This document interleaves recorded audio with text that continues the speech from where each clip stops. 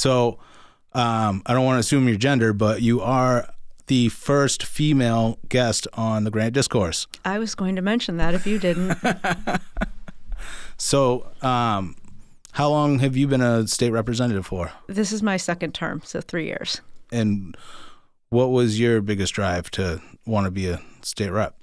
I was actually asked to run back in, I think it was 2016 or 2018, but my kids were still at home and there was just no way that I was going to be able to pull that off. So that was, the thought had never entered my mind before that.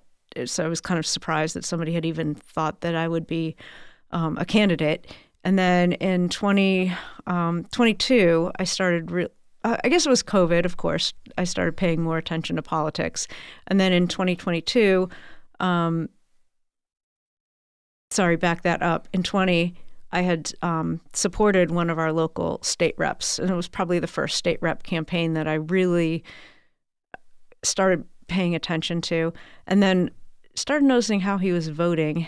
And one day there were a couple of votes that were not so good, and I kind of threw my hands up and said, oh, it looks like I have to do this myself. Oh, really? Yeah.